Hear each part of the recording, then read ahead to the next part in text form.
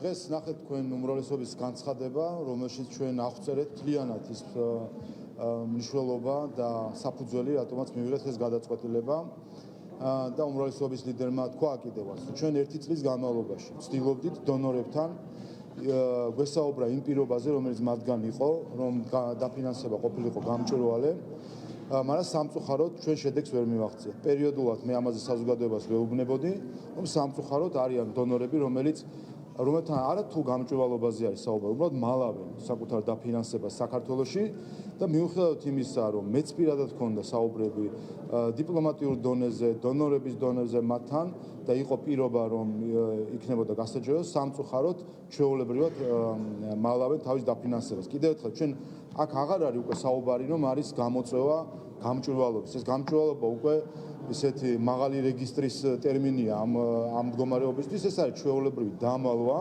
უცხოური ფულისა, რომელიც შემოდის აქ იატაკქვეშ და რომელიც იხარჯება პარტიებში და იხარჯება რადიკალურ ჯგუფებში.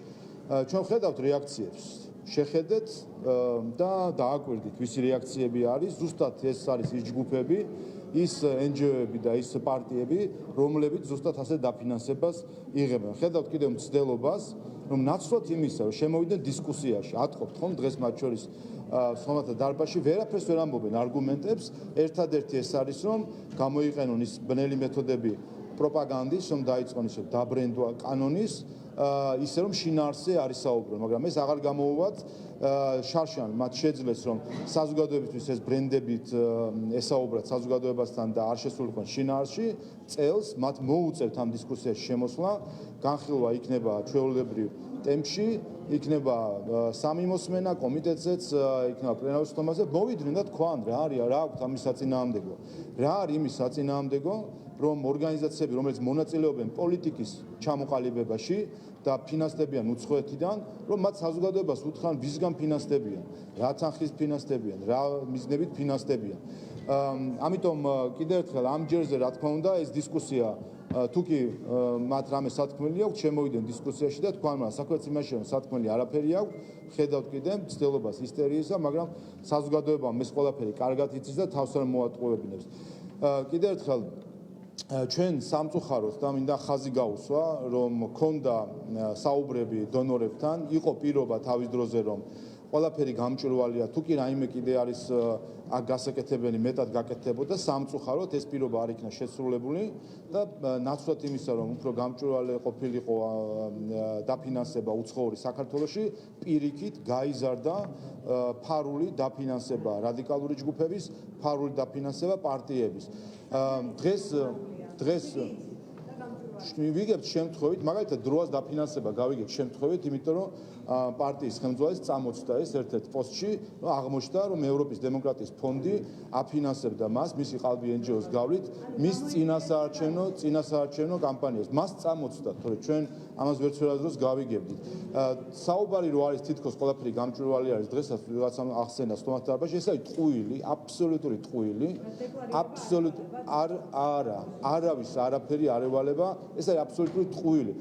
აიღეთ მაგალითად დროა, გამოიკულიათ აბა დაფინანსება. აიღეთ ნებისმიერი სხვა ასეთი ორგანიზაციები და ნახავთ ერთი თუ მიაგნებთ თქვენ მათ დაფინანსების წყაროებს. კიდევ ერთხელ ეს არის სიტუაცია, როდესაც უკვე პირდაპირ უხეშად, ფარულად უცხოური ფონდები აფინანსებენ საქართველოში პოლიტიკას და მიუხედავად იმისა, უყურეთ, ჩვენ საქმეც იმაშია, რა თქმა უნდა.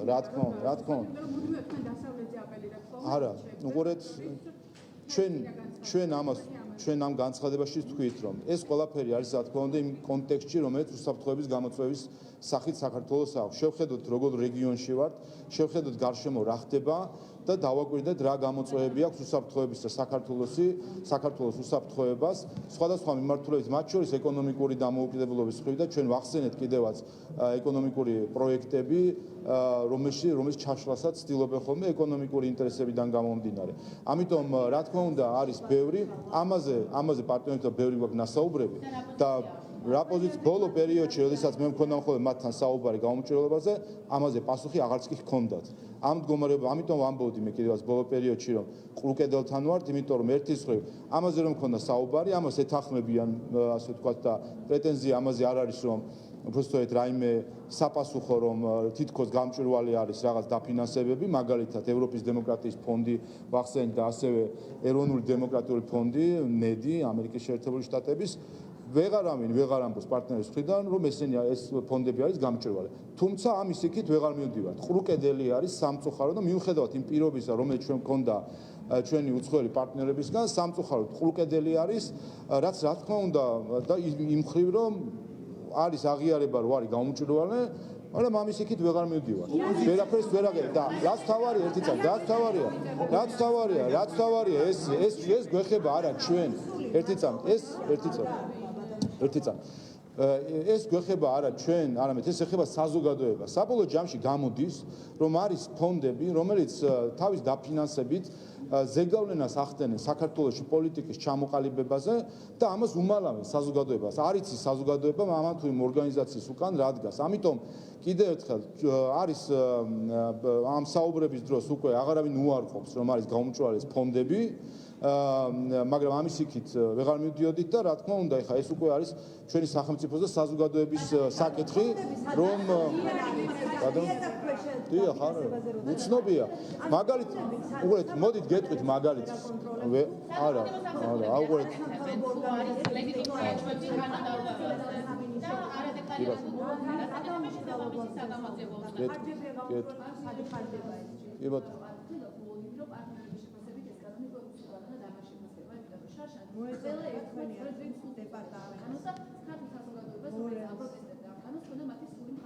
არა თუ არა ეძახდა კი არა ერთ-ერთმა ელჩმა დაბრუნდა თუ გახსოვთ პირველი მანახსენა რუსული ამ კანონთან დაკავშირებით, რაც რა თქმა უნდა იყო ქართული საზოგადოების შეცდომაში შეყვანა და სამწუხაროდ მაშინ ცუდი როლი შეასრულა და ფაქტობრივად ამითი დიახ და ამითი მისა ბიძგი, ასე ვთქვათ, დეზინფორმაციულ კამპანიას მისა ბიძგი. კიდევ ერთხელ რომ ავხსნათ, ვინაიდან მე მიკვირს რომ ამაზე კიდე არის საუბარი, რომ გამჭვირვალობას რაც შეეხება. მაგალითით აიღეთ დროა. იცით თუ მაგალითად აიღეთ, რომელიც ერთ-ერთი სკანდალი, რომელიც ეხებოდა ჯარიმების დაფარვას, გახსოვთ დემოკრატიის ინიციატივა თუ არ ვცდები არასამთავრობო ორგანიზაცია, რომ აღმოჩნდა შემდეგ რომ ვებგვერდზე USAID-ის ლოგო იყო და USAID-იმ რომ მოახსნევინა ლოგო და შემდეგ გააჩინეს ევროპის დემოკრატიის ფონდის ლოგო. აღმოჩნდა რომ თურმე იქიდან ფინანსდებოდა. მანამდე მალავდნენ, მაგრამ ეს საქმე რომ გასკდა რომ ჯარიმები ფინანსდებოდა, შემდეგ მოუწიათ აღიარება რომ ევროპის დემოკრატიის ფონდიდან იყო ეს ფული შემოსული. აი ეს არის ამას ერთი რამე მინდა ვთქვა. აი ამას, რასაც აკეთებენ ეს ფონდები, არაფერი საერთო არ აქვს ევროპასთან. ეს არ არის ის ევროპა, რომელიც ჩვენ ვართ. ჩვენ სხვა ევროპა ვართ. საქართველოს სხვანაირი ევროპის თანაშემოქმედი არის და არა იმ ევროპის, რომელიც გაუმჭვირვალედ სხვა ქვეყანაში აფინანსებს რადიკალურ ჯგუფებს, ექსტრემისტულ ჯგუფებს და პოლიტიკურ პარტიებს, რომელიც აგრძელებს. წარმოიდგინეთ თქვენ.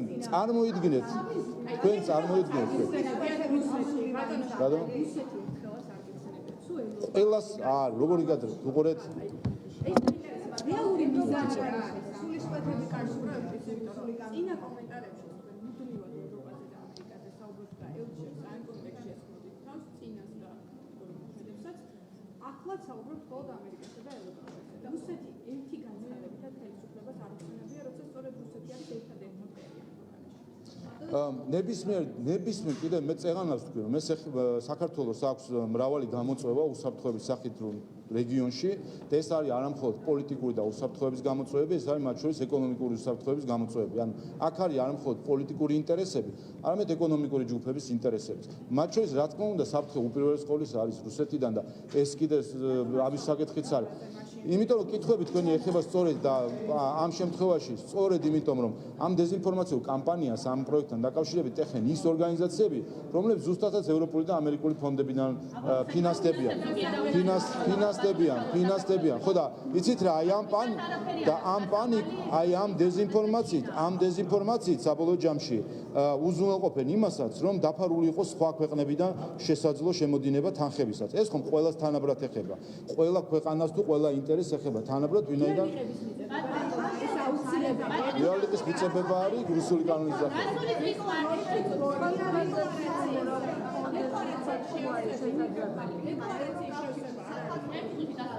კანონი იყო წითელი ხაზი, ამ კანონის სტატუსს ქვეყანა ვერ მიიღებდა. ეს ძალიან მკაცრო განცხადებები იყო, რომელიც ჩვენ ბრიუსელიდან მოვისმენთ. შესაბამისად, ახლა როდესაც სტატუსი გვაქვს და ველოდებით მოლაპარაკებების გახსნას, რა პროცესები შეიძლება გამოიყენოს ინიციება და მეორე კითხვა შეიძლება ყველას დავსვა.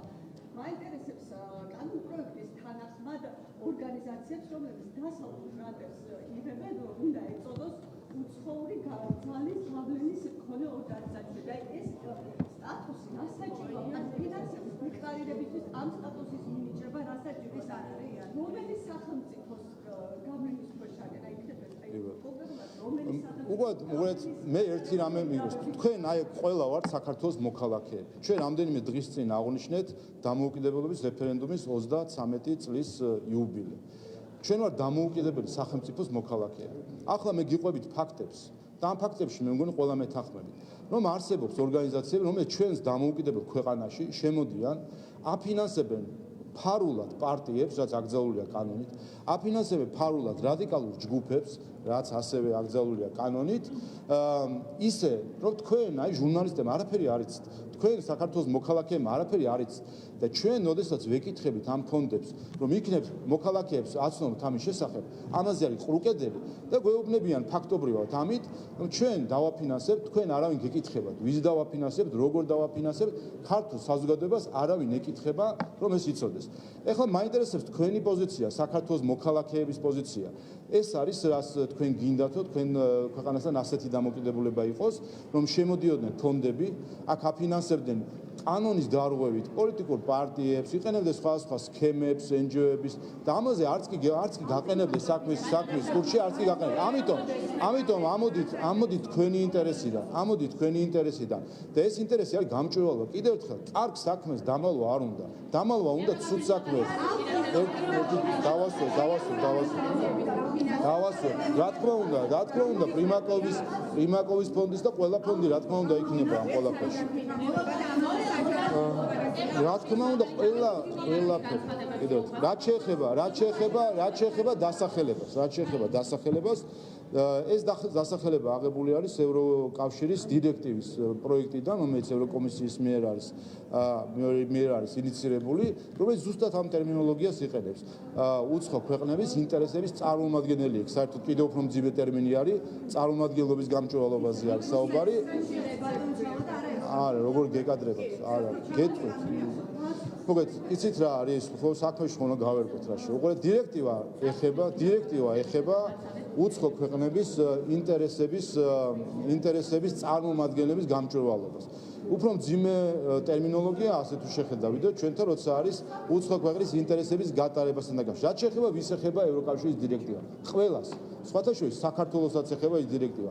თუ კი საქართველოს სახელმწიფო ევროკავშირში დააფინანსებს იმას, რასაც სხვადასხვა ფონდები საქართველოში აფინანსებენ, საქართველოს მოხდება ეს დამფინანსებელიც მოხდება ზუსტად ამ დირექტივის ქვეშ. ის ეხება ყველას ევროკავშირის წევრების გარდა, ვინაიდან ევროკავშირის წევრობა განიხილება ერთ შიდა სივრცეს. ამიტომ ეხება ამერიკასაც ეხება და ამერიკული ორგანიზაცია ევროკავშირში დააფინანსებს, ისიც დაადეკლარირებს, რუსეთსაც ეხება, ჩინეთსაც და საქართველოსაც, ყველას. ამიტომ ჩვენ შემთხვევაში რა თქმა უნდა ეხება ყველას საქართველოს მიღმა. ეს არის ლოგიკა თავისთავად ამ კანონპროექტში.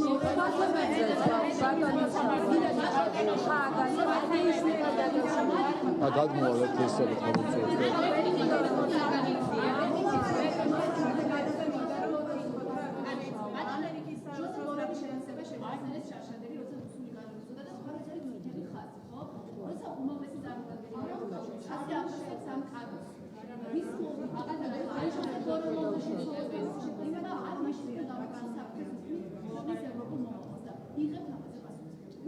უყურეთ, მე ხარ რა გითხარით, ხო დააკვირდით, უყურეთ, არსებობს ფონდები, რომელიც შემოდიან და კანონდარღვევით აფინანსებენ. თქვენ რა გინდათ, რომ კანონდარღვევები, თქვენ საქართველოს მოქალაქეს ეს გინდათ, რომ კანონის დარღვევები?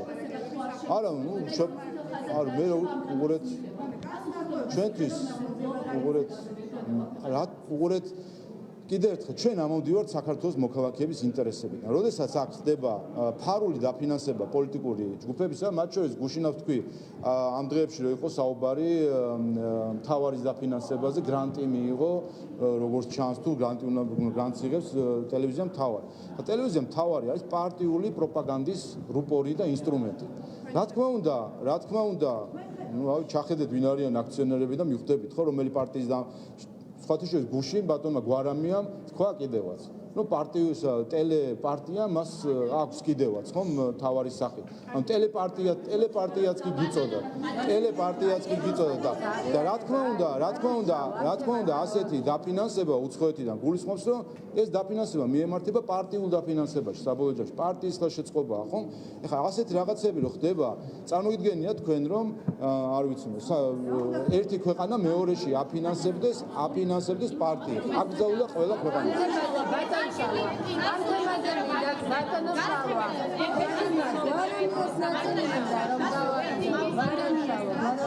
მოდი აი აქეთ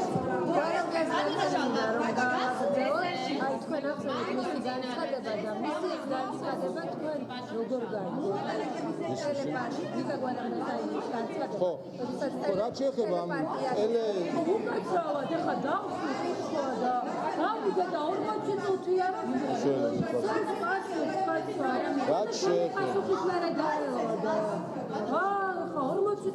კიდევ ჩვენთვის ამოსავალი წერტილი არის საქართველოს კანონმდებლობა. საქართველოს კანონმდებლობა ირღვევა ყოველ დღე იმით, რომ ხდება ფარული დაფინანსება სხვადასხვა ფონდების მხრიდან საქართველოს ქართული პარტიების. ეს დარღვევა უნდა აღმოიფხვრას და არ მგონია მე რომ კანონის უზენაესობის წინააღმდეგ იყოს ევროკავშირის რომელიმე პოლიტიკოსი.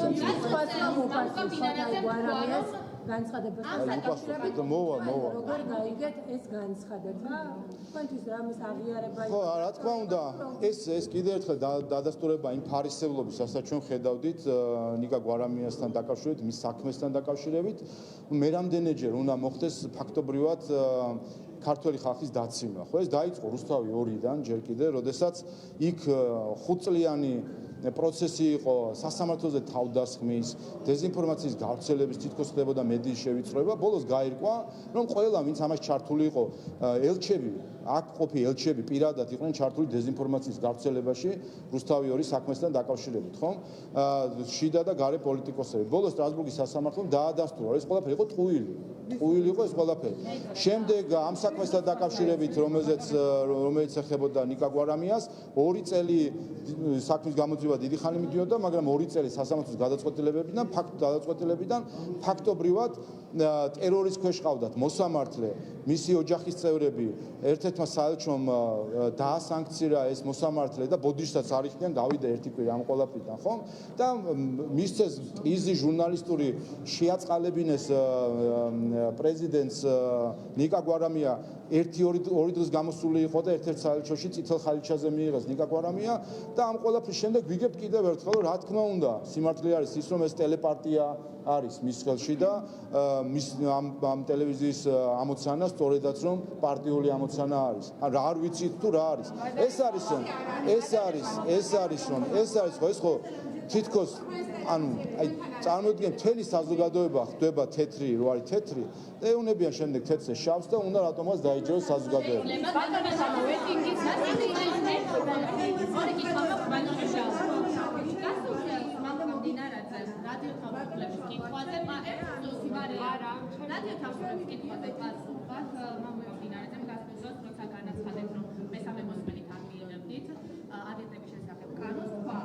კითხვაზე დაუბრუნდებოდა თუ არა ეს კანონი გასაგებად პარლამენტში თქვა. შეიძლება ნებისმიერ ქვეყნის ხელისუფლება დამთავრდეს ასეთი საკითხების გადათქმის დროს. მამკავდიაძის პოზიცია იყო ეს და დღევანდელი ასევე იგივე კანონპროექტის წარმოდგენისა, რომ თუ დაუბრუნდებით ამ საკითხს, ეს შეიძლება დაჯდომოდათ ასე ვთქვათ ხელისუფლების დაკარგვის ფასად. ხართ თუ არა აი ამ რისკისთვის მზად და ეთანხმებით თუ არა მამუკა მდინარაძეს გასუწყის განცხადებას და რა შეიცვალა ამ ერთ წელში? გასულ წელს სწორედ იმიტომ რომ მათ შორის უცხოელი აქტორები იყვნენ ჩართული და არათუ ჩართული იყვნენ ორგანიზატორები იმ დეზინფორმაციული კამპანიისა, რომელიც იყო მაშინ წარმოებული საქართველოს წინააღმდეგ და ქართველი ხალხის წინააღმდეგ, ეს იყო კიდევ ერთხელ საუკუნის აფერა, რომელიც მაშინ ჩატარდა, როდესაც მთელ საზოგადოებაზე მიდიოდა პირდაპირ იმ საინფორმაციო შტურმი კანონპროექტთან დაკავშირებით. და ნახეთ თქვენ მაშინ პირველად ისტორიაში მოლოტოვის კოქტეილი ისროლეს და ადამიანს ცოცხლად წვავდნენ და დღემდე ხდება ამ აქტის გამართლება ზუსტად სხვათა შორის ამ აქტს ამართლებს მაგალითად სირცხვილია რომელიც ფინანსდება ევროპის დემოკრატიული ფონდიდან აი ეს არის ზუსტადაც ეს გავლენა რაც შეეხება დაბრუნებას კიდევ ერთხელ ჩვენ მაშინ ჩვენი უცხოელი კოლეგები, დიპლომატები გვიმტკიცებდნენ, რომ ყველაფერი გამჭვირვალე არის, თუ საჭიროა კიდევ უფრო გამჭვირვალე გახდება, სამწუხაროდ ერთი წელი შეხვედრებისა, მიმოწერისა ამ საკითხთან დაკავშირებით ოფიციალური მიმოწერისა და შეხვედრებისა, სადაც ყველგან ამ საკითხს ვაყენებდით და ყველგან პირობა იყო, რომ იქნებოდა საჯარო და ევროპული სტანდარტის შესაბამისი მოქმედება ამ ფონდებისა, სამწუხაროდ ეს პირობა არ შესრულდა. და ჩვენ მაშინ არა არაფერში არ არის და რა კავშირი აქვს მე ვკითხვა რაში ანუ რამე დაპირება ქონდათ მიღებული არასამთავრობო სექტორისგან როდესაც საუბრობთ იმაზე რომ აღარ მიუბრუნდებოდა და თუ მიუბრუნდებოდით ასეთ საკითხებზე მიუბრუნება გადადგმის დროს ხელისუფლება შეიძლება დავტოვდეს ისევ გაგიმეორებს ანუ შეფასებაა და რა უნდა ვთქვა ხო გასაგებია და რა ამერო აქედან დასკვნა რა რაც შეეხება არათუ პირობა მე ერთ-ერთ ბოლო შეხვედრაზე ერთ-ერთი ფონდის და საელჩოს წარმომადგენლებთან მათ შევთავაზე კიდევაც თავად სამოქალაქო საზოგადოებამ აიღოს თავის თავზე ეს გამჭვირვალობა იყო ადრე მემორანდუმი 2015 წელს გაფორმებული როდესაც აქვეყნებს ზუსტად იმ მონაცემებზე სადაც საუბრობ თავის დროზე 2015 წელს მემორანდუმია გაფორმებული USAID-ის დაფინანსებით იყო შექმნილი ვებგვერდიც კი რომელიც წაშალეს ახლა რომ არ ნახოს არავინ სადაც უნდა გამოიქვეყნებათ ეს ყველაფერი ერთი წელია მე როგორც არასამთავრობო ორგანიზაციებთან შეხვედრას ვეუბნები რომ თავად უზრუნველყონ გასაჯაროება ხო ეს ხო სტანდარტი არის ეს ხომ არის დემოკრატიული სტანდარტი რომ იყოს საჯარო ეს ყველაფერი ამ დაპირებებს რომ იქნებოდა ყველაფერი საჯარო ჩვენ ვიღებდით ხოლმე ჩვენი უცხოელი პარტნიორებისგან მათ შორის დაპირებას რომ იქნებოდა ეს პროექტები ცნობილი საზოგადოებისთვის შემდეგ ეს ყველაფერი იკარგებოდა და ვეჯახებოდით ყრუ კედელს ამიტომ ჩვენი საზოგადოების ინტერესი არის რომ ესე მოქცევა არ შეიძლება ჩვენ საზოგადოებასთან ჩვენ საზოგადოებას არ შეძლებს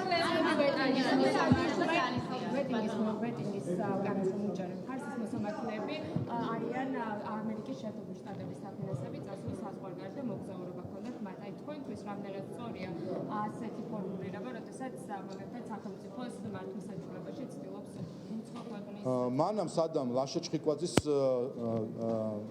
საქმეზე და საკითხზე არ იქნება დამაჯერებელი განმარტებები გაკეთებული ამერიკის შეერთებული შტატების საელჩოს მხრიდან მანამდე რა თქმა უნდა არის აღქმა რომ ასეთი ტიპის პროგრამები გამოიყენება ინსტრუმენტად მოსამართლეებზე ზემოქმედებისა, წახალისების თუ დასჯის მხრივ, რაც რა თქმა უნდა არის არასათანადო გავლენა მართლმსაჯულებაზე. ჩვენ გვახსოვს, რომ მოსამართლე ლაშა ჩხიკვაძე იმის გამო, რომ ვიღაცას საელჩოში არ მოეწონა მისი გადაწყვეტილება, მას მოსთხოვეს ანგარიში, რატომ მიიღო გადაწყვეტილება და ასე შემდეგ, რაც აკრძალულია კონსტიტუციით და ეკრძალება ყველა საქართველოში, არა თუ უცხოელს ეკრძალება საერთოდ, არამედ საქართველოს ნებისმიერ ხელისუფლების წარმომადგენელს თუ მოქალაქეს ანგარიში მოსთხოვოს მოსამართლეს კონსტიტუციით არის აკრძალული და ჩვენ ნახეთ, რომ მას საელჩოს რიგითმა თანამშრომლებმა მოსთხოვეს ანგარიში და ამის შემდეგ ამის გარდა ამისა დაასანქცირეს და ამოიღეს პროგრამიდან და დასაჯეს და ჩვენ მოვისმინეთ რომ არა თუ მხოლოდ ის მისი ოჯახის წევრებმაც კი ჯანმრთელობის პრობლემები შეექმნათ ამის გამო. ამიტომ რა თქმა უნდა არის აქედან გამომდინარე იქნება აღქმა რომ ასეთი სახის პროგრამები გამოიყენება არასათანადო ზემოქმედებისთვის სხვადასხვა ჯგუფებზე და ამ შემთხვევაში მართლმსაჯულებაში. ამერიკის საელჩოში მოსამართლეების მიმართ კიდევ ერთხელ მანამ სანამ ლაშა ჩხიკვაძის საკითხზე არ იქნება დამაჯერებელი ღია განმარტებები გაკეთებული, რა თქმა უნდა არსებობს აღქმა, რომ ასეთი სახის პროექტები და პროგრამები გამოიყენება მოსამართლეებზე ზემოქმედებისთვის, წახალისების თუ დასჯის ორივე მხრივ და ეს რა თქმა უნდა არის არასათანადო და აკრძალული ჩარევა უცხო ქვეყნის მართლმსაჯულებში. მოსამართლეებთან დაკავშირებით და ეცოდინება თუ არა შემდეგ ასეთი ანგარიში გამოქვეყნებული, სადაც მაგალითად საქართველოს იყო გაკრიტიკებული გაუმჭირვალობის გამო. თქვენ თუ გახსოვთ ასეთი ანგარიში და გაგვთვალა ინფორმაცია, იქ კონკრეტულად საქართველოს მიმართ დასახის კრიტიკა იყო ამ ანგარიშში გამოქვეყნებული, იმიტომ რომ გაუმჭირვალობაზე იყო ძირითადად საუბარი. ვერ გეტყვით, მაგრამ ფაქტია, რომ საქართველოში ყველაზე გაუმჭირვალე სექტორი ეს არის არასამთავრობო სექტორი. საქართველოს თუ შევხედავთ ჩვენ სწორედ საერთაშორისო კვლევებს, ყველა სხვა მიმართულებით, სახელმწიფო მიმართულებით, იქნება ეს ბიუჯეტის გამჭვირვალობა, საერთოდ პირველ ადგილზე ვართ სოფლიოში, იქნება ეს საჯარო ხელისუფლების გამჭვირვალობა, აქაც მოწინავე ადგილებში ვართ. ერთადერთი სექტორი ეს არის არასამთავრობო სექტორი, რომელიც არის გაუმჭვირვალე საქართველოში და რომლის იქნება ეს ფინანსების შემოსავლებით გასავლები არავისთვის არ არის ცნობილი ეს იმ პირობებში, როდესაც მათ აქვს პრეტენზია, რომ საზოგადოების სახელით უნდა ილაპარაკოს. საქართველოს პროკურატურა მიმართა ჰოლანდიის შესაბამისობებს და მოითხოვეს მისი ექსტრადირება. გარდა ამისა, გუშინ ფოტოებიდანაც ჩამოჭრეს ადეიშვილი უკრაინის მხარე. ეს რას ნიშნავს და ასევე ჰოლანდიის უწყებებისგან რა მოლოდინი გაქვს გადმოცემენ თუ არა მას? რა თქმა უნდა, ეს ძალიან მძიმე არის ამ სურათის ნახვა, როდესაც ჰააგაში, რომელიც მართლმსაჯულების დედაქალაქად ითვლება, ადამიანებთან ერთად, რომლებიც მართლმსაჯულების და კანონის უზენაესობის სფეროში მუშაობენ, ხედავთ კრიმინალს, აღიარებულ კრიმინალს, რომელსაც 5 სხვადასხვა საქმეზე მისჯილი აქვს ჯამში 18 წელი. ადამიანი, რომელმაც შექმნა წამების სისტემა საქართველოში, ადამიანი, რომელმაც მისი დანაშაულებიდან განსაკუთრებით გამოსაყოფი არის, რომ პოლიტიკოსი კობა დავითაშვილი გაატაცებინა, აცემინა და ადამიანი ამ ცემის გამო რამის სიკვდილამდე მიიყვანეს და შემდეგ ჯანმრთელობა იმდენად შეერყა, რომ გავლენა ქონდა ბოლომდე მის ცხოვრების ხარისხზე. აი ეს ადამიანი, რომ არათუ თავისუფლად გადაადგილდება, მას ხელს ართმევენ და ხვდებიან სხვადასხვა ქვეყნების წარმომადგენლები. ეს არის სწორედ ის ფარისეულობა, რომელიც სამწუხარო არის ზოგიერთი წარმომადგენლის მხრიდან, აქამდე რომ იყო საუბარი, თითქოს არ ვიცოდით, ვინ იყო, ვის ხვდებოდით, იმ ფაქტის შემდეგ, რაც იყო ბრიუსელში შეხვედრების შემდეგ, მე მგონი ყველამ გაიგო, ხო, საბოლოო ჯამში, ვინ არის ზურაბადეიშვილი და მიუხედავად ამისა, რომ ახლა აღმოჩნდა ამ კონფერენციაზე, მიუხედავად ამისა, ის აღმოჩნდა ამ კონფერენციაზე, აქ ხაზგასასმელი ერთი საკითხი. ეს კონფერენცია არის ორგანიზებული ჰოლანდიის და უკრაინის მთავრობების მიერ ევროკომისიასთან ერთად. ევროკომისია გახლავთ თანაორგანიზატორი ამ კონფერენციის, მათ შორის მართლმსაჯულების საკითხზე ევროკომისარი გახდათ მთავარი ფიგურა ამ კონფერენციაზე და გახსნით სიტყვას თქვამა. ანუ ევროკომისიის მოწვევით იყვნენ იქ წარმოდგენილი ადამიანები. სხვა შემთხვევაში მანამდე ბრიუსელში როცა იყო, თუ თქვეს რომ ეს იყო უკრაინული დელეგაცია და არ იცოდნენ ვინ იყო იმ შემადგენლობაში, ამ შემთხვევაში ევროკომისიის ორგანიზებული თანაორგანიზატორი იყო და რა თქმა უნდა მან კარგად იცოდა ევროკომისიამ ვის იწევდა ამ კონფერენციაზე და დარწმუნებული ვარ განსაკუთრებით დღესდღეობით უსაფრთხოების გამოწვევებიდან გამომდინარე, რომ მონაწილეთა სია, რა თქმა უნდა, კონტროლდება და უყურებენ ვინ არის მონაწილე. და როდესაც იქ ხედავენ ადამიანს, რომელიც არის აღიარებული კრიმინალი და ამ ადამიანს შემდეგ იწევენ კონფერენციაზე მართლმსაჯულებასთან დაკავშირებით, ადამიანს, რომელიც არის ყველაფერი გარდა მართლმსაჯულებისა, არის ანტიპოდი საერთოდ მართლმსაჯულებისა, ეს რა თქმა უნდა არის ძალიან იმედგამაცრუებელი და შეიცავს ფარისევლობის ნიშნებს. ჩამ ხა ეს უკვე ცოტა არ იყოს არასერიოზული საქციელი არის, მას შემდეგ რაც ეს გასაჯაროვდა, რომ იმყოფებოდა იქ, შემდეგ იმის ცდელობა, რომ ფოტოებიდან ჩამოეჭრა თანამედროვე ტექნოლოგიებში, მე მგონი ხა ეს უკვე არასერიოზული ქცევა არის, იმიტომ რომ შეიძლება წაშალო ერთი ფოტოდან, მაგრამ ის არ იშლება საბოლოო ჯამში იმ ქსელიდან, რომელშიც ერთხელ აღმოჩნდება. სენსირებული მოსამართლეები და პოზიცია თქვენი ასე არ ჩანს ამ შემთხვევაში მოსამართლეები როგორც არის დასაქცირებულები, რატომ უნდა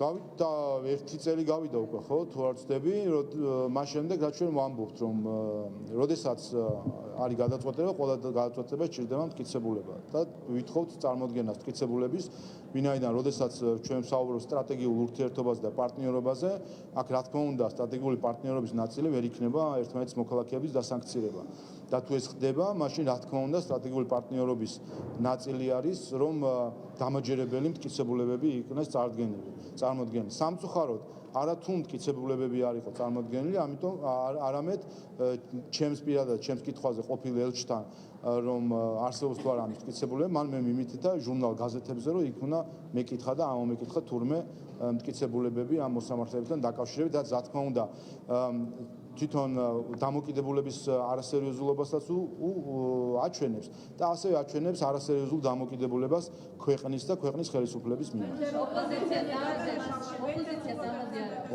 არგუმენტი ამ შემთხვევაში ისინი არ ითხოვენ რომ სანქციები გაუქმდეს მოსამართლებისთვის როგორი არის თქვენი შეფასება მათ ისინი არიან ნაწილი ამ პროცესისა რომელიც გულისხმობს საქართველოს დაზიანებას ისინი არიან ნაწილი საქართველოს სასამართლოს წინააღმდეგ მიმდინარე დეზინფორმაციული პროპაგანდისა ისინი იყვნენ ნაწილი წლების განმავლობაში რუსთავიორის საქმეზე, უგულავას საქმეზე, სააკაშვილის საქმეზე, მელიას საქმეზე, გვარამიას საქმეზე დეზინფორმაციული კამპანიის აწყობისა, რომელიც ყოველ ჯერზე სტრასბურგის სასამართლომ გაანადგურა თავისი სიმართლით. და რა თქმა უნდა, მისი მონაწილე არიან ამ პროცესის, რომელიც მიზანიც არის ქართული მართლმსაჯულების დაზიანება. მე მაგინდა რომ მომდევნო გავრცელებული ინფორმაციაზე რომელიც ტრანსპორტებთან დაკავშირებით დღეს დათაში სიმბოლსაკითხებს და განხილვა გეგმა როგორი გვაქვს და ამ შემთხვევაში რა გახდა პრობლემა ოპოზიციისა დედან იმიტომ რომ პროტესტი მოყვა კონკრეტულად პრობლემა რა იყო გენდერულ კოდირებასთან დაკავშირებით იმიტომ რომ ამ შემთხვევაში ისედაც ვიცით რომ ქალაქის ისევ შეიძლება ხომ ამ თემაზე ასეთი გიყვა. გირჩი, ვინც არის ინიციატორი და წარმოადგენს ამ კანონპროექტს, თავს ამ პროცესს თავად ესე ამბობდნენ მედიასაც უყურება და სესიაზე და კომიტეტზე, რომ ეს იყო პოლიტიკური ვაჭრობა, პოლიტიკური გარიგება, რომ უმთავრესობა ჩილის კანონპროექტს დაუჭერთ ფაშტ, ჩვენ ფაშტ დაუჭერთ ოფიცერის თავმჯდომარეზე წარმოქმნილ კანდიდატურას. აი მათივე ტერმინით რომ აი ასეთი ვაჭრობის შედეგად არჩეული ცესკოს თავმჯდომარე კარგი იქნება პროცესისთვის. აი რამდენად წაადგება ეს იმ საქმეს, რომ ქვეყანას ყავდეს რაღაც კონსენსუსით შეთანხმებით არჩეული ცესკოს თავმჯდომარე და არა ვაჭრობით როგორც თავად გამოიყენეს ეს ტერმინი. მანამდე გთხოვთ მარიამს ხო, რაც შეეხება გენდერულ კვოტებს, ამაზე ჩვენ გვქონდა საუბარი და ცოტა გაუგებარი არის ოპოზიციის ზოგიერთ ნაწილის დამოკიდებულება ამ საკითხთან დაკავშირებით. ისე ჩანს თითქოს ქართულმა ოცნებამ უნდა აიძულოს ოპოზიცია, რომ გქონდეთ სათანადო წარმომადგენლობა ორივე სქესისა პარტიულ სიებში. ვინ უშლით რამე უშლის ვინმეს რომ გქონდეთ უფრო მაღალი კვოტები, მაგალითად, არავინ არ უშლის და რაზე ზრუნავენ ქართულ ოცნებაზე ზრუნავენ ჩვენი პარტიული სია როგორ იქნება? თუ კი ვინმე რომელიმე პარტია საქართველოში არის ძლიერად ამხრივ, არის უპირველეს ყოვლისა ქართული ოცნება. ქართულ ოცნებას ყავს ლამის ერთადერთი და ამოვიდეს ყველაზე ძლიერი ქალთა ორგანიზაცია პარტიული, ქართული ოცნება როგორც პარლამენტში, ისე სახელმწიფო სხვა დონეებზე არის ძლიერად წარმოდგენილი ქალების მხრივ, მათ შორის პარლამენტში ვიცე-სპიკერის თანამდებობის და კომიტეტის თავმჯდომარეების თანამდებობებით და ასევე ფრაქციის თავმჯდომარის მოადგილეების თანამდებობებით. ასე რომ ამ მხრივ ჩვენ შიდა პარტიული დემოკრატიით ეს ყველაფერი უზრუნველყოფილი გვაქვს. ეს ყველაფერი უზრუნველყოფილი გვაქვს. რაც შეეხება ოპოზიციას, არავინ არ უშლის მათ.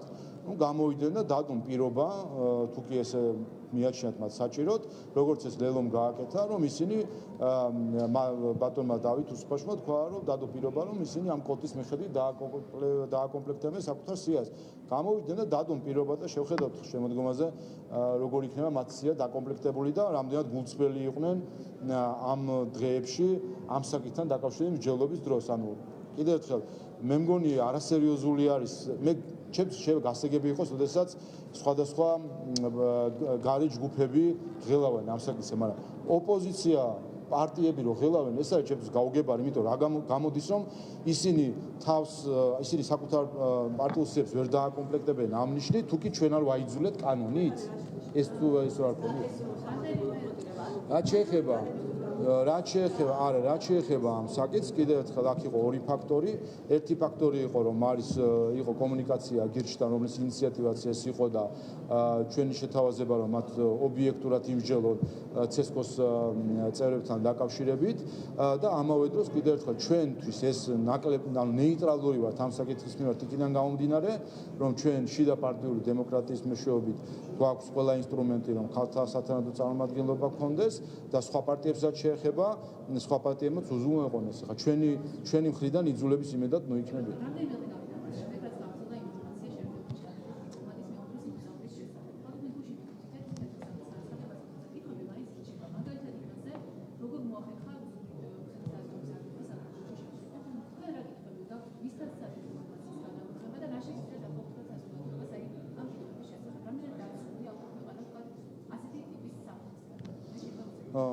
რაც შეეხება უსაფრთხოებას, მე მგონი ყველა ხედავს თქვენი ჩათვლით, რომ მიუხედავად იმისა, თუ რა უსაფრთხოების გამოწვევები არსებობს დღეს რეგიონში, ჩვენს გარშემო ფაქტობრივად ცეცხლის კალი არის, საქართველოს არის მშვიდობის და უსაფრთხოების ერთ-ერთი კუნძული, რომელიც იმ პირობებში, რომ გვაქვს ორი რეგიონი, რომელიც ოკუპირებული არის, ამ პირობების გათვალისწინებით მაქსიმალური უსაფრთხოება არის უზრუნველყოფილი.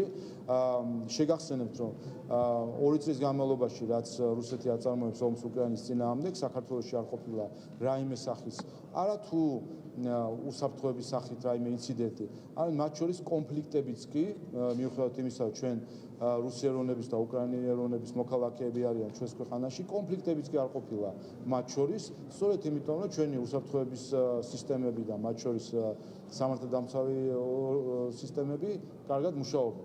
იცით, რომ მათ შორის აღიკვეთა არაერთი მცდელობა, ბოლოს ეს გახსოვთ იყო ასაფეთქებელი ნივთიერების გატანა საქართველოს ტერიტორიის მეშვეობით რუსეთში, რომელიც აღიკვეთა ჩვენი უსაფრთხოების სამსახურის მიმართ და ხედავთ აქედან გამომდინარე, თუ რამდენად ეფექტიანი არის. კიდევ ერთხელ არ ვიცი მე რამე უფრო დიდი ავტორიტეტი ვიდრე ამერიკის შეერთებული შტატების პრეზიდენტი, მე მგონი ამ საკითხში არ არსებობს. საქმე თუ რამეს ეხება ეს ინფორმაცია ეხება ამერიკის შეერთებული შტატების დიპლომატებს და ყველაზე მაღალი ავტორიტეტი ამ საკითხზე სალაპარაკოდ არის თავად პრეზიდენტი და პრეზიდენტის პრესდივანმა თქვა, რომ ამ ხრივ რაიმე კითხვები მათ არ აქვს.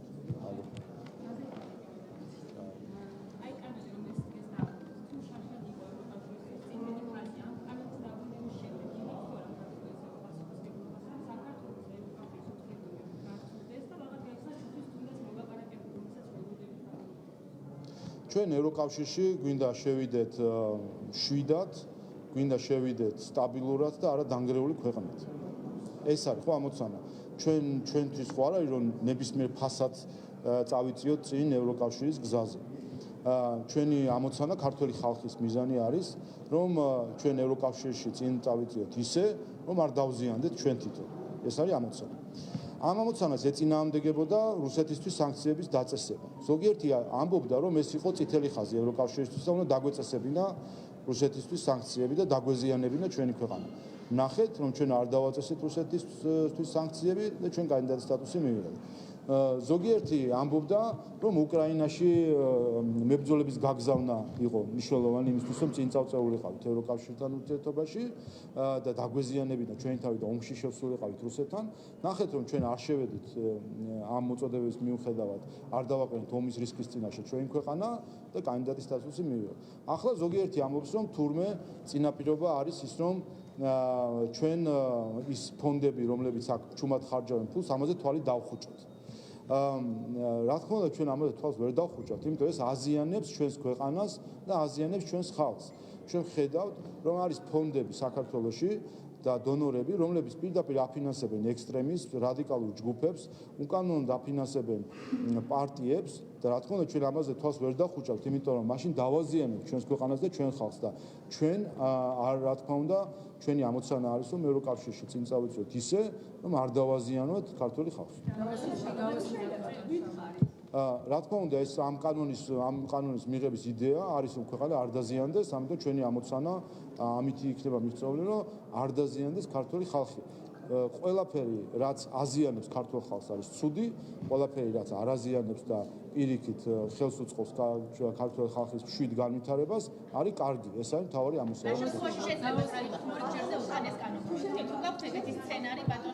ეს კიდევ ერთხელ ეს არის საზოგადოების მოთხოვნა და ინტერესი არის, რომ მისთვის ცნობილი იყოს თუ რა ფული იხარჯება საქართველოში პოლიტიკაზე ზეგავლენის მხრივ. ეს არის თქვენი ინტერესი. მე განსაკუთრებით მიყვარს ჟურნალისტების კითხვები ამ საკითხთან დაკავშირებით. თქვენი პროფესიული ინტერესიც კი უნდა იყოს წესით, რომ იცოდეთ ეს ყველაფერი და გქონდეთ ეს ინფორმაცია. მიყვარს რომ ამას თქვენ უნდა იტყოდეთ უპირველეს ყოვლისა.